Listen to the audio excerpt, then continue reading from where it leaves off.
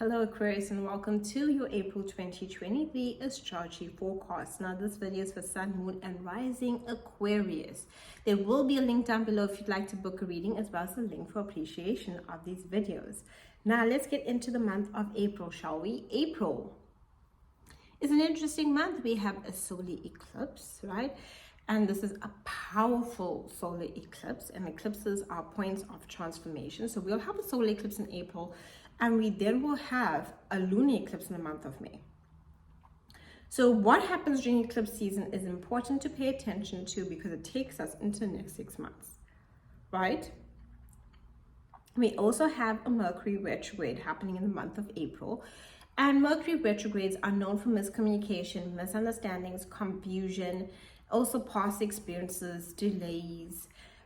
People from the past can re-enter our lives. We can have technology difficulties, so back up all your information, check your text messages and emails before you send them.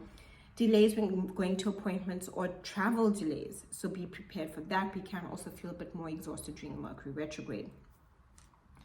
Now on the 3rd, we have Mercury entering into your 4th house, and this is really good for communication when it comes to your home life, family members. This is where you can have a heart-to-heart, where you want to express yourself to those closest to you, especially soul family, people who you see that you can be emotionally open with and comfortable with.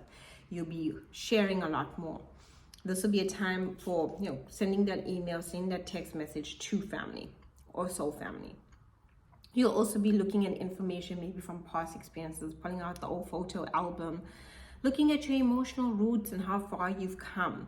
This is very much a time for emotional nurturing, but on a mental level, where you're really thinking about your past experiences, early home life, childhood experiences, as you are going through this transformation of deep emotional letting go.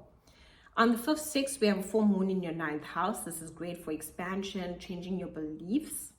So the full moon will allow for your belief systems to change. If there's anything you've been studying, you can complete an educational course you've been doing. Definitely good for that. Or you can decide that maybe you want to further your education. But ultimately, it's really good for education, philosophy, experiences, trips. So you might want to travel during this time. You might be thinking, okay, maybe I can complete the final details for my trip that I want to go on. Really good for that. Or really good for communicating to people that are different and foreign from you, from foreign places, different countries, via social media or email. You're communicating and expressing yourself and wanting to really connect to different people. And through that, you have a shift within your belief systems. And when your belief systems shift, it shifts in how you see yourself and what you truly can go after. And this is why we expand and grow in the 9th house, because it changes our core beliefs, especially with the full moon there.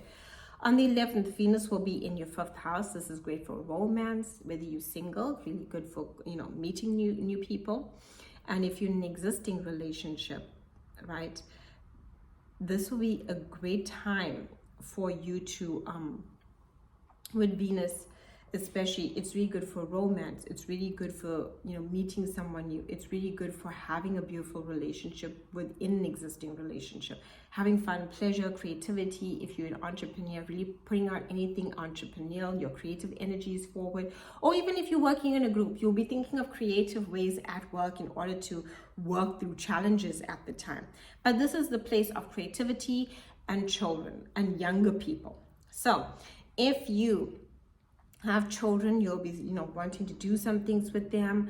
And if you are wanting to have children, you can at this time be a very fertile time for you. And if you are working with younger people, this is where you'll be thinking of creative ways to understand and connect and to help them along. But definitely a beautiful time for creativity and pleasure. On the 19th, 20th, we have the solar eclipse in your 3rd house. Right, and this is about communicating. So you might be sending off a lot of information, emails, text messages, communicating, getting information coming to you. You'll want to learn something new. You'll be thinking about networking. This also impacts your neighbors. So you might be thinking about the neighborhood you're in, how do you feel about it?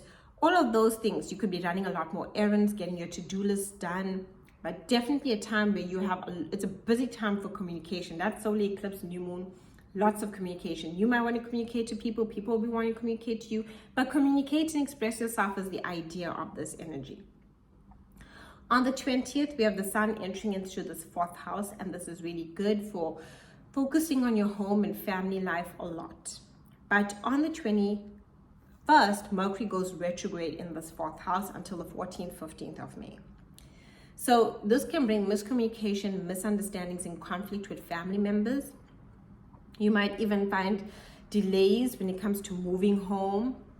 You might even find like your home needs to be decluttered. Things need to be moved around. You might be feeling that energy. So definitely declutter. Mercury retrogrades are great for decluttering spaces, clearing out energy. You might be thinking about all past family experiences, childhood experiences. Emotional healing will be happening during this Mercury retrograde, and that's what's happening for you. All family members might re-enter your life. Your family life is highlighted during this time. And soul family, so anyone that you hold within your heart space, especially your emotions. You'll be looking into the past with family experiences. People from the past will be coming back into your life with family, and also conflict with family. There'll be a lot of discussions with families and re-looking, revising, reevaluating how the family wants to move forward at this time. This will also be a time where maybe you want to create some boundaries. You will need some rest and rejuvenation. The 4th house is about rest. You will mentally feel like you just need a break and you need some time at home and you need some time out. Give yourself that during this time. Thank you so much for watching, and have a beautiful April.